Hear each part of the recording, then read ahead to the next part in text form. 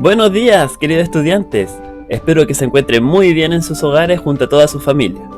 Bueno, vamos a continuar ya con la clase del día de hoy, recordando, ¿cierto?, lo que vimos la semana pasada. La semana pasada vimos, ¿cierto?, el periodo conservador, el periodo liberal, el periodo de los ensayos constitucionales, que se dividía en dos bandos, conservadores y liberales, y que primero, después de la guerra civil, tomó el gobierno, el grupo conservador, y después el grupo liberal, y vimos cuáles eran las características de cada uno, y ver los personajes que eran importantes para esa época.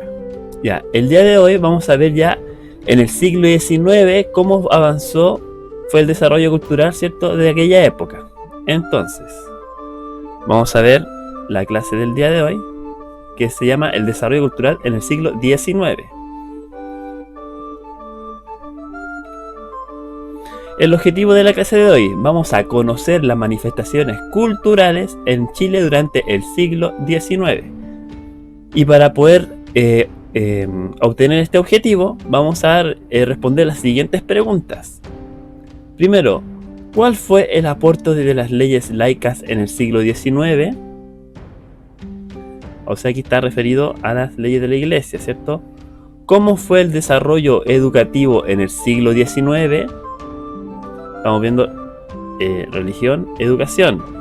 ¿Cómo se manifiesta la literatura y el arte en el siglo XIX? Ahora estamos viendo arte. ¿Cuáles fueron los aportes científicos e intelectuales extranjeros? Ciencia. Y por último, ¿qué avances tecnológicos hubieron durante el siglo XIX? Vamos a ver la tecnología que avanzó durante ese siglo. Vamos entonces primero con lo que es las leyes laicas. Primero que todo, ¿qué son las leyes laicas? ¿Ya? Aquí dice que son las leyes que buscaron traspasar al Estado funciones que estaban a cargo de la Iglesia, ¿ya? O sea, por ejemplo, el registro de los nacimientos, los matrimonios y las muertes. Antes la Iglesia solamente era la única que se dedicaba a estos datos, pero después, al tener las leyes laicas, traspasaron esos datos a que el Estado tuviera el control de esos datos. Aquí podemos ver las tres principales grupos en donde se vean estas leyes. Primero, era la ley de los cementerios laicos. Segundo, la ley del registro civil. Y tercero, ley de matrimonio civil. La ley de cementerios laicos decía, estableció que independientemente de su religión, los muertos podían ser enterrados en cementerios estatales. Recordemos que antes solamente se podía ejercer la religión católica y las personas que no eran católicas se tenían que ir a cementerios especiales. En el cementerio general que está aquí solamente enterraban a católicos. La ley de registro civil estableció que el registro civil sería el encargado de llevar registro de los nacimientos, matrimonios y muertes.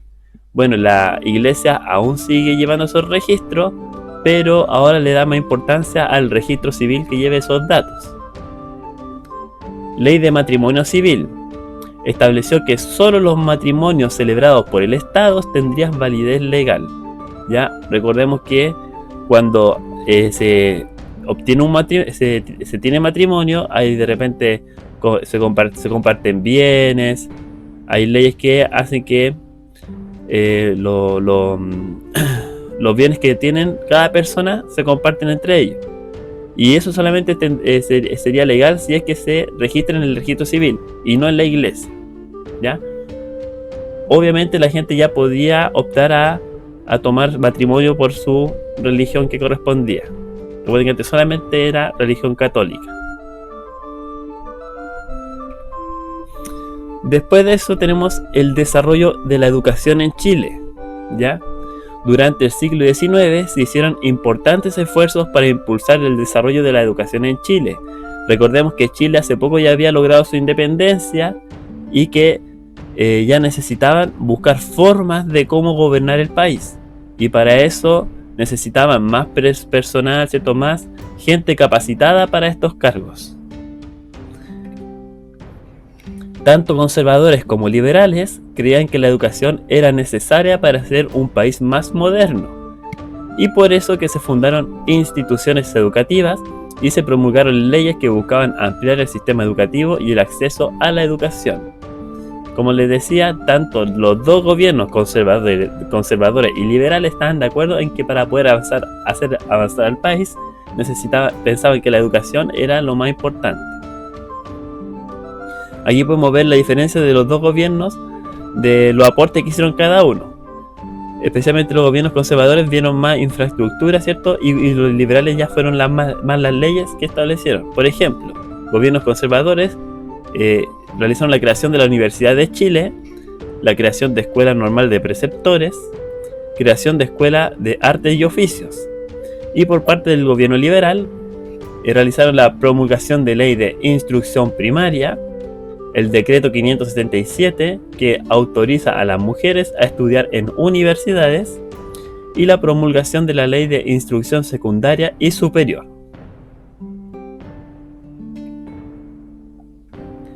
También al Chile ser independiente, se empezó ya a ver distintas formas de manifestaciones tanto en lo que fue la literatura y el arte.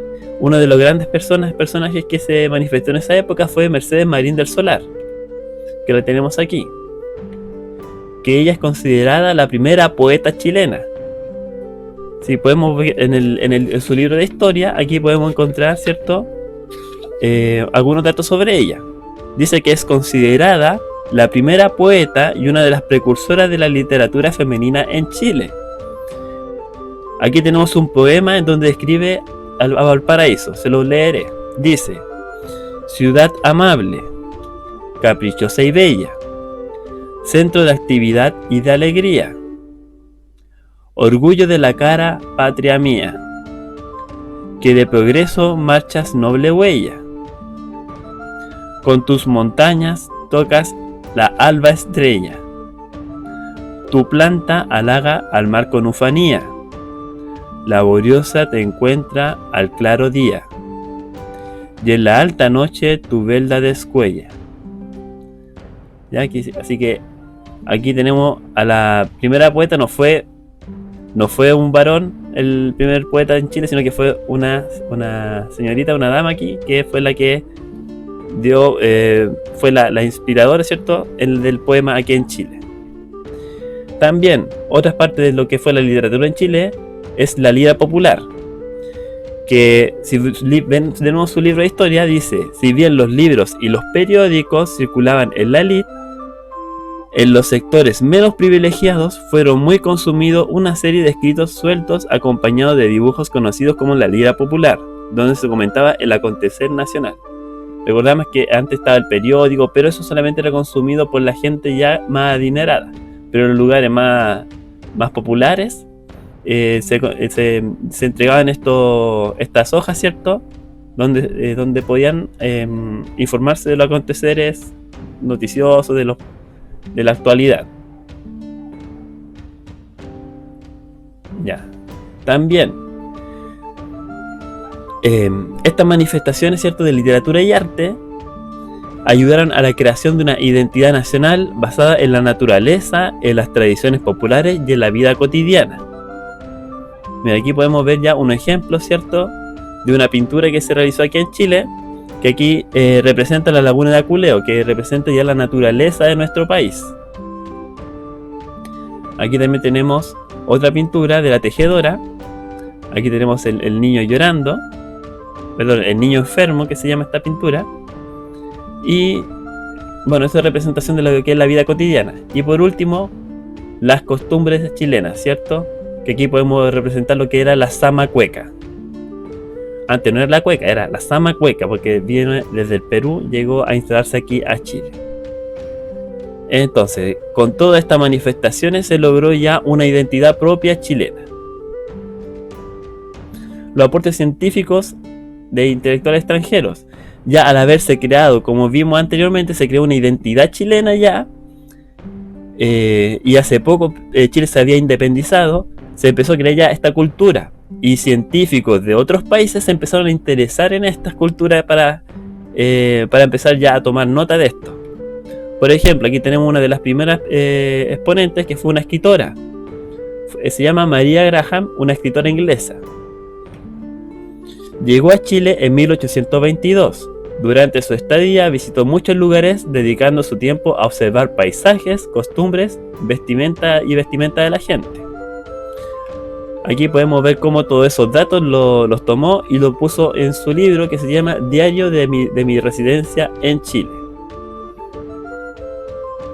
Otro más también fueron aportes de naturalistas. Que aquí, por ejemplo, tenemos a Claudio Gay, naturalista francés, que él fue contratado en 1830 por el gobierno de Chile para realizar una expedición científica y dar cuenta de los recursos naturales y existentes de nuestro país. Él fue, ¿cierto?, a conocer más o menos los territorios, cómo eran, y también la flora y fauna que había en nuestro país. Y lo expuso también en su obra, que se llama Atlas de la Historia Física y Política de Chile. Y otro también personaje importante que vino del extranjero, que está aquí, se llama Johann Maurice Rugendas. Pero al buen chileno, como lo traducimos todo, acá se le llamó Juan Mauricio Rugendas, que es un pintor alemán. Llegó a Chile en 1834. Durante su estadía dedicó a retratar costumbres y personas, además de registrar la flora y fauna de los lugares que visitaba. Aquí tenemos otra pintura una pintura que realizó él, donde está en el cerro, a ver si vemos en su libro, está en el Cerro Santa Lucía. También los avances tecnológicos que hubieron durante el siglo XIX nos permitieron a otras cosas, ya como la estabilidad política estaba ya estable, ¿cierto? La exploración minera y agrícola trajo estabilidad económica. Aquí tenemos, ¿cierto?, cómo empezado ya a dedicarse tanto a la minería como a la agricultura. Ya como ya no habían guerras, ya la gente estaba más tranquila, empezaron a dedicarle más tiempo a estos dos labores, ya para poder darle estabilidad a la economía de Chile. Y gracias a la estabilidad se empezaron a crear los avances tecnológicos, ¿cierto? Que fue el transporte, empezaron a crear tecnología para poder hacer que la gente se pudiera transportar de un lugar a otro, como por ejemplo aquí tenemos el tranvía. Hubo avances de comunicación, ¿cierto? Y de urbanismo. Aquí tenemos, bueno, el ferrocarril, como fue la locomotora, ¿cierto?, que fue uno de los avances tecnológicos que hubo acá en Chile en esa época, y también el puerto de Valparaíso, que hubo un gran desarrollo en esa época. Entonces, chicos, en resumen, vimos, ¿cierto?, cuál fue el aporte de las leyes laicas en cuanto a la religión, ¿cierto?, que pasaron funciones que cumplía la iglesia al Estado, cómo fue el desarrollo educativo en el siglo XIX. Vimos que tanto los grupos conservadores como liberales estaban preocupados de hacer avances en la educación, porque necesitaban que Chile avanzara, ¿cierto?, en ese ámbito para poder crear un mejor gobierno. ¿Cómo se manifestó la literatura y el arte en el siglo XIX? La literatura y el arte, ¿cierto?, se manifestaron dando ¿cómo diríamos? Dieron una imagen de Chile hacia el mundo, ¿cierto? Dieron una identidad de nuestro país. ¿Cuáles fueron los aportes científicos e intelectuales de los intelectuales extranjeros? Ya al haber una identidad de nuestro país, ¿cierto?, distintos científicos e intelectuales vinieron a nuestro país para poder tomar registro de lo que estaba sucediendo en nuestro país y poder saber cómo era la identidad de este país. ¿Y qué avances tecnológicos hubieron durante el siglo XIX? Vimos que hubo avances tecnológicos de lo que era la parte de transporte, comunicaciones y urbanismo. Ya, chicos, espero que les haya quedado claro. Que no se olviden también de completar el cuestionario de la página y nos veríamos hasta la próxima. Adiós.